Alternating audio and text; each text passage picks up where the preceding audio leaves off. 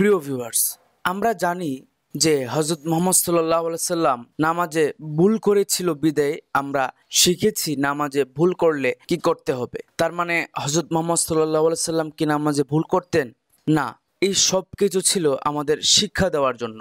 হযরত মুহাম্মদ সাল্লাল্লাহু আলাইহি সাল্লাম নবুয়ত প্রাপ্তির আগে তিনি নীরবতাকে বেছে নিয়েছিলেন। হেরা গুহায় গিয়ে ধ্যান সাধনায় মগ্ন থাকতেন। এইভাবেই হেরা গুহার মধ্যে কোরআন শরীফ এর প্রথম আয়াত নাজিল হয়েছিল, অর্থাৎ অমূল্য রতন প্রাপ্তির প্রথম ধাপ এই হেরা গুহা থেকে এসেছে। এই হেরা গুহার বিষয়টি ঠিক আমাদের শিক্ষা দেওয়ার জন্যই ছিল এবং এই হেরা গুহার বিষয়টি হলো সুফিবাদের মূল বিষয়। প্রিয় ভিউয়ার্স, আপনাদের মধ্যে যারা ভিন্নভাবে চিন্তা করতে ভালোবাসেন, আজকের এই ভিডিও ঠিক আপনাদেরই জন্য। আজ আমরা জানবো সুফিজম বা সুফিবাদ কি, সুফিবাদ কোথায় থেকে এসেছে, সুফিবাদের ইতিহাস, সুফিবাদের প্রতিষ্ঠাতা এবং কিভাবে সুফিবাদ শ্রেষ্ঠ পথ। তাহলে চলেন সময় নষ্ট না করে আজকের এই ভিডিওটি শুরু করা যাক।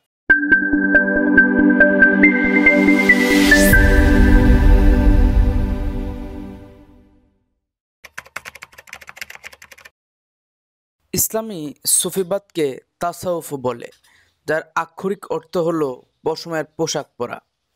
সুফি শব্দটি আরবি সুফ থেকে এসেছে, যার অর্থ পশম। মদিনার মসজিদে নববীর বারান্দায় বসবাসকারী দরিদ্র সাহাবীদের একটি দল, যারা নবী মুহাম্মদ সাল্লাল্লাহু আলাইহি সাল্লামের সান্নিধ্যে সবসময় থাকতেন এবং আল্লাহর ইবাদতে সারাক্ষণ মগ্ন থাকতেন। তারা কম দামি পোশাক পরা থাকত। সে বিদায় তাদেরকে সেই সময়ের আরব লোকেরা সুফি বলে ডাকতেন।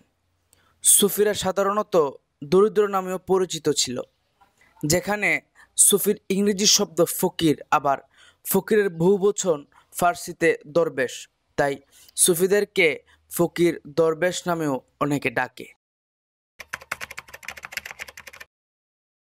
ইসলামী ইতিহাসের সূচনা লগ্নেই সুফিবাদের আবির্ভাব ঘটে। এর পেছনে একদিকে যেমন ছিল উমাইয়া খেলাফতের রাজনৈতিক ও সাম্রাজ্যবাদী সম্প্রসারণের প্রতিক্রিয়া, অন্যদিকে তেমনি ছিল ইসলামের অন্তর্নিহিত আধ্যাত্মিকতার অন্বেষণ। সুফিবাদের প্রাথমিক বিকাশে হাসান আল বসরির মতো মনীষার অবদান ছিল খুবই গুরুত্বপূর্ণ। যদিও সুফিরা কেবল বাইরের আনুষ্ঠানিকতা ও কঠোর আইন নিষ্ঠার বিরোধিতা করতেন, তবুও তারা ইসলামের শরীয়তের প্রতি শ্রদ্ধাশীল ছিলেন এবং বিভিন্ন মাযহাব বা ফিকহি ধারার অনুসরণকারী ছিলেন। সময়ের পরিক্রমায় প্রাচীন ও আধুনিক উভয় যুগেই অধিকাংশ সুফি ছিলেন সুন্নি ইসলাম অনুসারী।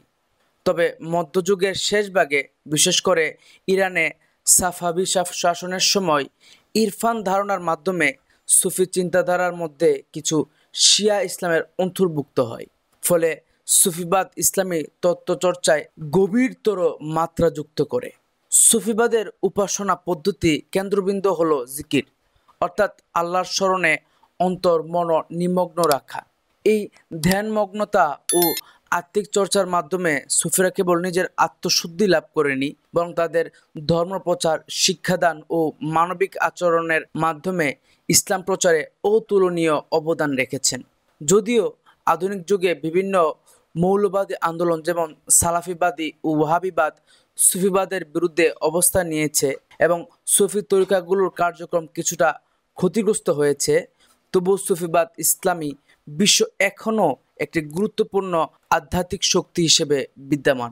শুধু মুসলিম বিশ্বই নয়, পশ্চিমা সমাজেও সুফিবাদ আধ্যাত্মিকতা ও ধ্যান চর্চার এক অনন্য উৎস হিসেবে ব্যাপক প্রভাব বিস্তার করেছে এবং একাডেমিক গবেষণার ক্ষেত্রেও এটি এক বিশেষ আগ্রহের বিষয় হয়ে উঠেছে। বিখ্যাত সুফি প্রতিষ্ঠাতাদের মধ্যে রয়েছে যারা সুফিবাদ বিষয়কে সাধারণ মানুষের কাছে পৌঁছাতে অনেক অবদান রেখেছেন।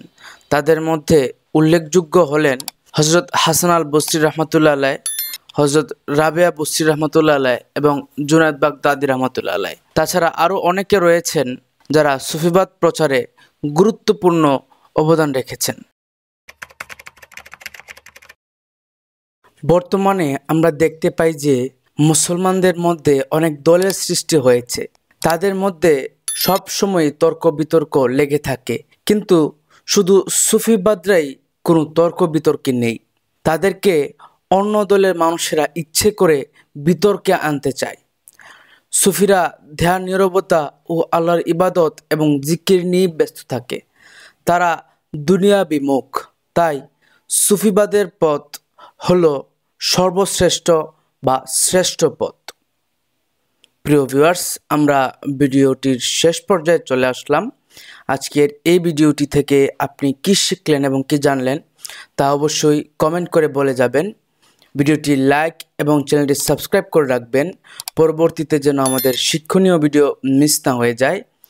আর শিওনফসকে কীভাবে বশীভূত করবেন ভিডিওটি যদি দেখতে চান তাহলে উপরের ভিডিওতে ক্লিক করতে পারেন।